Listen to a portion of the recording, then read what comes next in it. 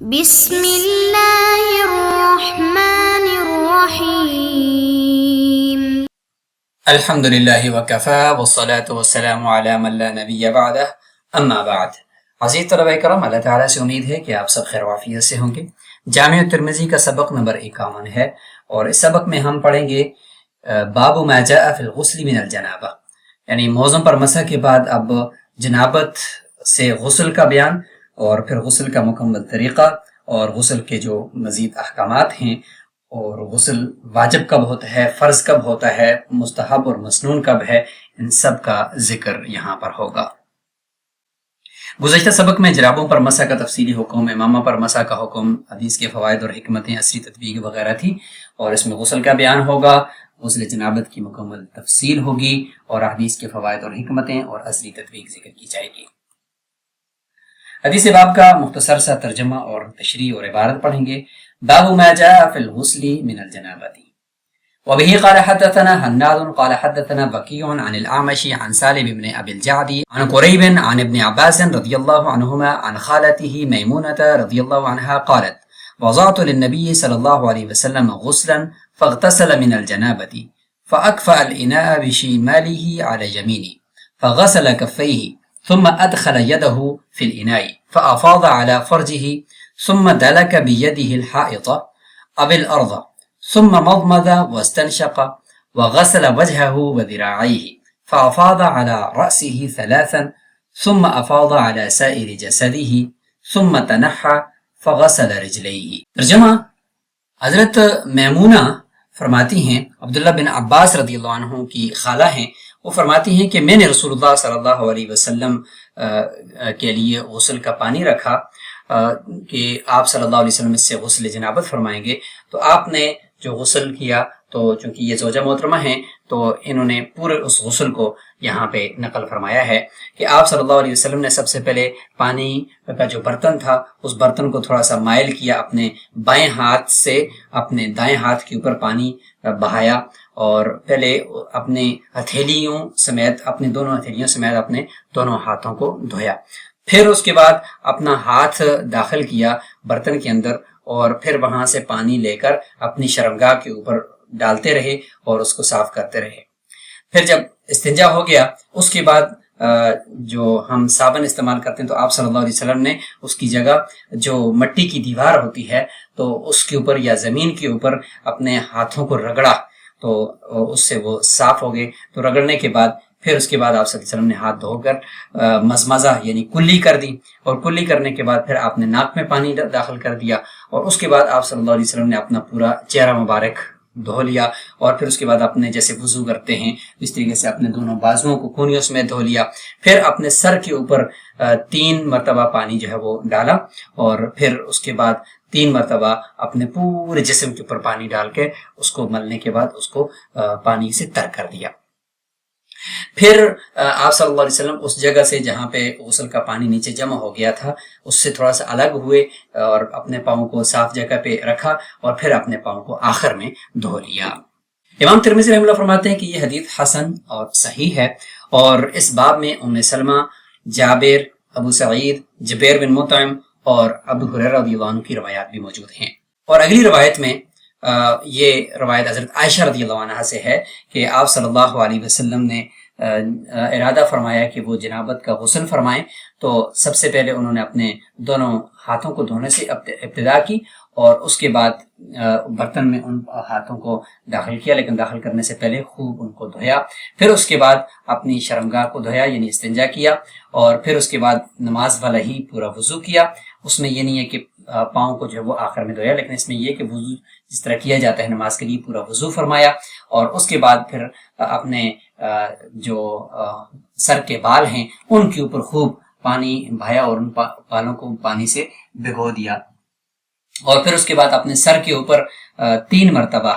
چلو بھر کے پانی ہے اور وہ ڈالتے رہے۔ امام ترمذی رحمہ اللہ فرماتے ہیں کہ یہ حدیث بھی حسن اور صحیح ہے، اور یہی مسلک ہے جس کو فرماتے ہیں کہ اہل علم نے اختیار کیا ہے کہ جنابت کا غسل کیسے کیا جائے، کہ سب سے پہلے وضو، نماز والا ہی وضو کیا جائے مکمل، اور پھر اس کے بعد اپنے سر کو 3 مرتبہ دھویا جائے، پانی بہایا جائے سر پر، اور پھر اس کے بعد جو ہے نا پورے جسم کے اوپر پانی بہایا جائے، اور پھر جو ہے اپنے قدموں کو آخر میں دھوئے۔ اور فرماتے ہیں کہ اسی کے اوپر تمام اہل علم کا عمل بھی ہے، اور تمام فقہا یہ فرماتے ہیں کہ اگر جنبی آدمی نے پانی کے اندر ہاتھ ڈال دیا اور وضو کرنے سے پہلے تو یہ بھی کافی ہے، اس سے یعنی پانی جو ہے وہ ناپاک نہیں ہوگا اگر اس کا وضو نہیں ہے، لیکن بشرط ہے کہ اس کے ہاتھ جو ہے وہ پاک ہونے چاہیے۔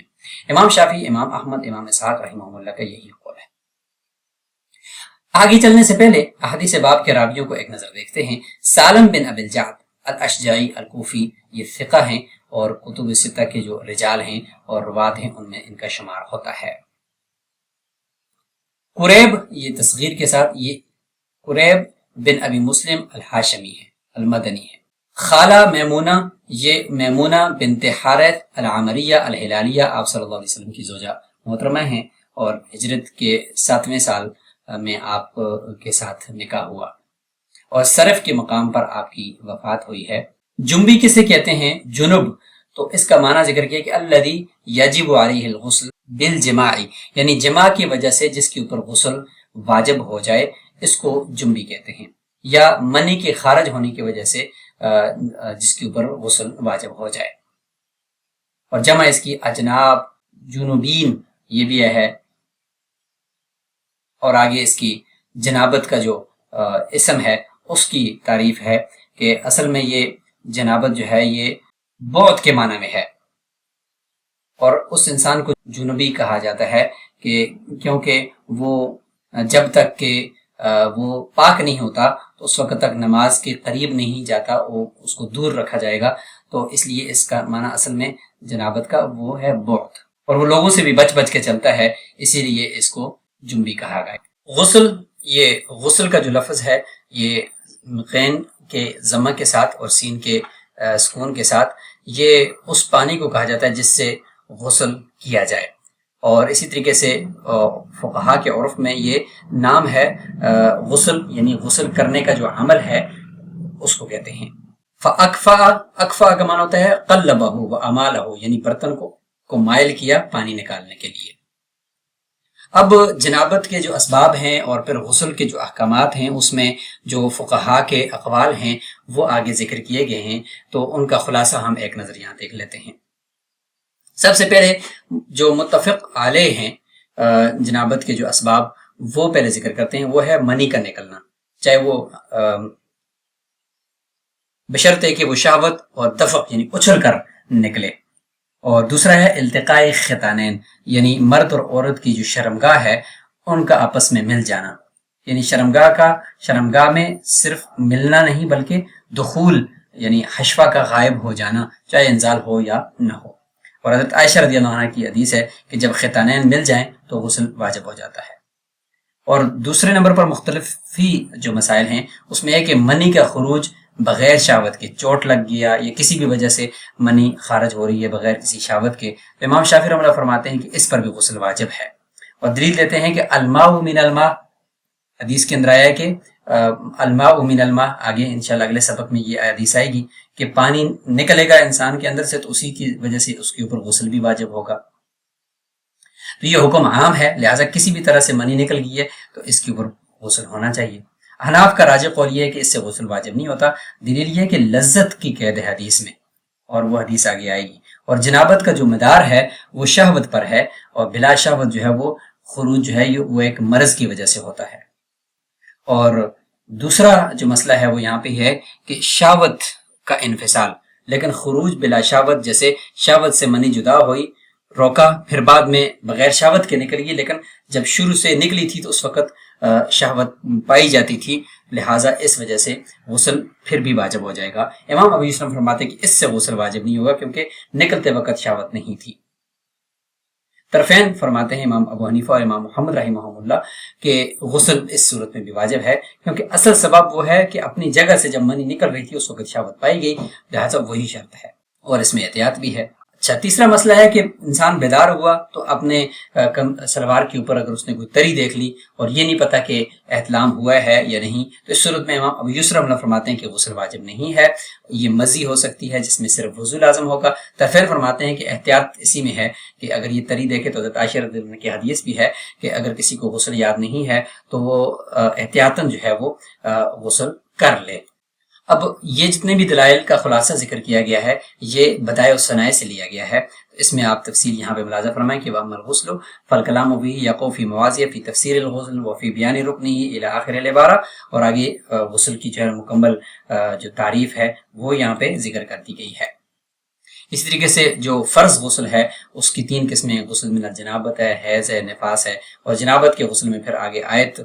کو لے کر آئے ہیں اور اس کے بعد آگے اس کو لے کر چلے ہیں کہ جو جنابت کا غسل ہے وہ بہت سارے امور سے ثابت ہوتا ہے، اس میں جو متفق علیہ امور ہیں ان کو ذکر کر دیا کہ منی کے شہوت سے نکلنا، جیسے یہ سارا خلاصہ ہم نے ذکر کر دیا ہے۔ اسی طریقے سے جو بقیہ اقسام ہیں ان کا یہاں پہ تفصیل سے ذکر ہے، اور اسی طریقے سے غسل کے واجب ہونے کے حوالے سے جو فقہ الاسلامی و ادلتہ کے اندر بھی بالکل اسی طرح کی عبارت اور تفصیلی احکامات یہاں موجود ہیں۔ غسل میں پاؤں کے دھونے کو جو مؤخر کرنے کا ذکر ہے تو اسی طریقے سے مبسوط اور ہدایہ کے اندر بھی ہے کہ قدمین کو یعنی پاؤں کے دھونے کو مؤخر کیا جائے گا۔ اگر کوئی آدمی ایسی جگہ پر ہے کہ جہاں پہ پانی اکٹھا ہوتا ہے اور پانی آگے چلتا نہیں ہے تو پاؤں چونکہ ناپاک ہی رہتے ہیں تو اس لیے آخر میں پاؤں کو دھویا جائے، اگر شروع میں وضو کیا ہے تو پاؤں کو چھوڑ کر بقیہ وضو سارا کر لیا جائے، اور یہی امام شافعی رحمہ اللہ کا بھی اصح مذہب ہے۔ اور امام شافعی رحمہ اللہ اور دیگر جو مشائخ ہیں ان کا اصح یہی ہے کہ مؤخر نہ کرے بلکہ پاؤں کو دھو ہی لے، اور یہی جو اکثر مشائخ ہیں ان کے نزدیک احناف کے وہ یہ ہے کہ مؤخر کرے گا، مطلقاً مؤخر کرے یعنی آخر میں ہی پاؤں کو دھوئے۔ اور اصل اختلاف اس میں یہ حضرت عائشہ رضی اللہ عنہ کی جو 2 روایتیں ہیں، حضرت عائشہ اور حضرت میمونہ کی، اسی میں چونکہ ذکر ہے تو اس میں حضرت عائشہ رضی اللہ عنہ کی جو حدیث اس میں کہ توضأ وضوءہ للصلاۃ، کہ نماز جیسا وضو کیا، تو اس سے پتہ چلتا ہے کہ نماز جیسے وضو میں تو پاؤں بھی دھوئے ہوں گے شروع میں، اور اس میں تاخیر کا ذکر نہیں ہے، جبکہ حضرت میمونہ رضی اللہ عنہ کی جو روایت ہے اس میں چونکہ تاخیر کا ذکر ہے تو اس لیے ان دونوں کی وجہ سے یہ اختلاف ہوا ہے۔ اچھا، جنابت کے غسل سے متعلق 2 اہم مسائل ہیں۔ پہلا مسئلہ ہے کہ اگر جنبی آدمی پانی کے اندر تیر جائے اور اس نے وضو نہیں کیا تو اس کا جسم سارے کا سارا بھیگ گیا ہے تو اس کا وضو ہو جائے گا۔ اس میں 2 مسئلے ہیں۔ پہلا مسئلہ یہ ہے کہ غسل جو ہے وہ وضو کے بغیر، الگ سے وضو کرنے کے بغیر بھی غسل ہو جاتا ہے، لہذا اس میں یہی ہے حکم کہ ان الفرض ہوا ایصال الماء الی جمیع البدن، کہ جو الگ سے کلی اور ناک میں پانی ڈالنے کے بعد اصل مقصد یہی ہے کہ پورے جسم کو جو ہے نا وہ پانی سے تر کر دیا جائے، تو لہٰذا گویا اگر آدمی پانی کے اندر تیر جاتا ہے تو اس میں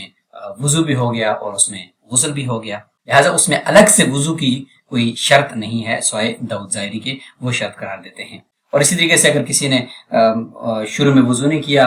غسل ہی کا سارا کر لیا، اب بعد میں دوبارہ سے وضو کرنے کی ضرورت نہیں ہے۔ اور دوسرا اہم مسئلہ یہاں پہ وہ ہے کہ جو پانی جسم کو لگ گیا ہے تو وہ مائع مستعمل کب بنتا ہے، تو اس کے اندر ائمہ کے اقوال ہیں، بعض کہتے ہیں کہ وہ پانی ادھر ہی جسم کے اوپر ہی موجود ہے تو وہ مائع مستعمل بن گیا، اور بعض کہتے ہیں کہ نہیں، جب وہ جسم سے الگ ہوگا، نیچے گرے گا تو اس وقت وہ مائع مستعمل ہوگا۔ تو اب اسی سے ہی یہ مسئلہ آئے گا کہ جب وہ جنبی جو ہے وہ اگر پانی کے اندر ڈبکی لگاتا ہے تو جب تک وہ پانی کے اندر ہے تو کیا وہ پانی ناپاک ہو گیا یا پانی پاک رہا، کیونکہ اس نے تو اس پانی کو استعمال کر دیا، تو یہ مسئلہ بھی یہاں پہ تفصیل سے ذکر کیا گیا ہے۔ اچھا، وفی الباب عن فلان کے تحت جو جن حدیثوں کی طرف اشارہ کیا ہے اس میں ہم جابر رضی اللہ عنہ کی حدیث کو ابن ماجہ میں دیکھتے ہیں تو اس میں یہ الفاظ موجود ہیں، قلت یا رسول اللہ ان فی ارض باردۃ فکیف الغسل من الجنابہ، تو اس میں آگے یہ الفاظ مذکور ہیں۔ جبیر بن مطعم کی روایت کو اگر ہم دیکھتے ہیں تو اس میں ابن ماجہ کے اندر یہ روایت ہے کہ تماروا فی الغسل من الجنابۃ عند رسول اللہ صلی اللہ علیہ وسلم فقال رسول اللہ صلی اللہ علیہ وسلم، تو آخر تک یہ الفاظ آپ دیکھ لیجئے۔ اور اسی طریقے سے ابو ہریرہ رضی اللہ عنہ کی حدیث کو بھی ابن ماجہ میں ذکر کیا گیا ہے، اور یہ کہ سألہ رجل کم افیض علی رأسی وانا جنب، تو اس میں آگے یہ الفاظ ہیں۔ حدیث میں موجود جو حدیث کے فوائد ہیں وہ اور حکمتیں یہاں آپ ایک نظر دیکھ لیجئے۔ اس طریقے سے عصری تطبیق وہ یہاں آپ دیکھیں، آج کے واش رومز اور آج کے جو ہمارا طریقہ ہے اور چیزوں کو استعمال کرنے کا اور غسل کرنے کا، اس حوالے سے یہ جدید عصری تطبیق اس حدیث کی معلوم ہوتی ہے۔ اور سبق سے متعلق یہ سوالات آپ اپنے پاس نوٹ فرما لیں، اور اسی کے ساتھ اس سبق کا خلاصہ ایک نظر دیکھ لیجئے، اور ہمارا یہ سبق نمبر 51 اپنے اختتام کو پہنچا۔ السلام علیکم ورحمۃ اللہ وبرکاتہ۔